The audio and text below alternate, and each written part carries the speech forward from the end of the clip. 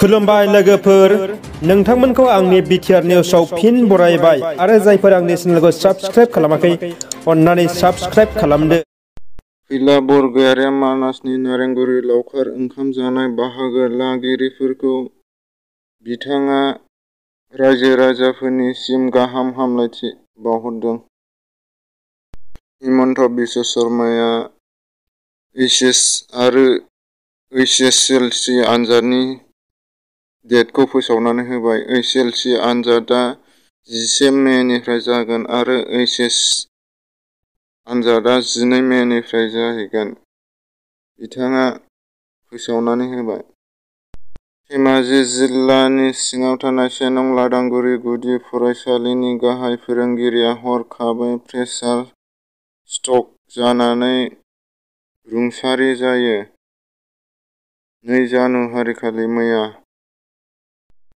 फैगौ दाननि बिसायख'थि जेराव एमएलएनि बिसायख'थि जागोन बेवहाय इउपिपिएल, बिजेपि आरो जेएसपि ज' लोगो नांनानै इलेक्सन गेलेगोन होननानै बुंदों बिथां हिमन्त बिश्व शर्माया आरो चेयारमेननि इलेक्सनखौबो थाबैनो 6 दाननि गेजेरावनो बानायनानै होनांगौ होननानै बुंदों बिथां हिमन्त बिश्व शर्माया। बिटिसिनि सिङाव थानाय बाक्सा जिल्लायाव मैया ड हिमन्त बिश्व शर्माया स्कुटि रानदों आरो बिटिसिआव बेनो गिबि खेब स्कुटि राननाय,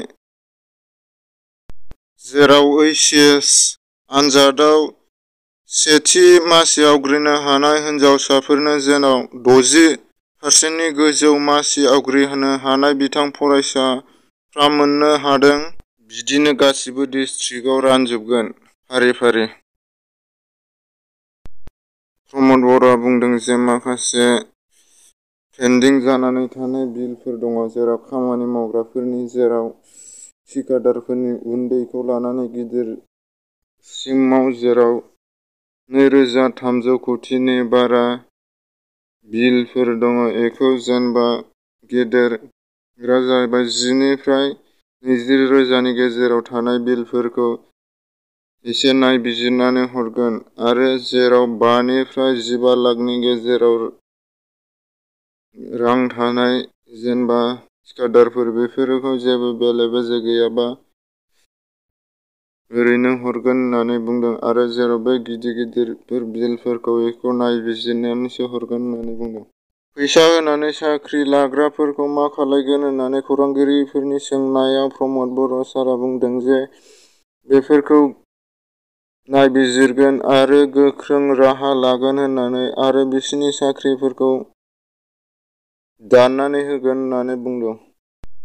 माखासे बारग'नाय एनडिबिफोरखौ बिटिआरनि दफायाव लिरनाय बायदि साख्रियाव थिसनगोन होननानै बिथां बिटिसिनि डेपुटि चिफ गबिन्द बसुमतारीया बुंदों।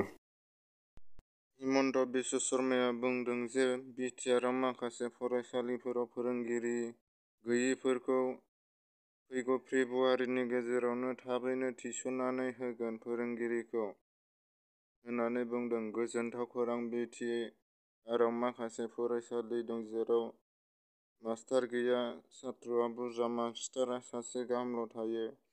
बेखायनो बेवहाय मास्टारा 2 नांगौबा बिदियाव थिसनगोन। जेनबा एमइ हाइस्कुलफ्रावबो सोरबा मास्टारफ्रा अबेबा साबजेक्टनिया गैया जायो, बेफ्रावबो थिसनगोन।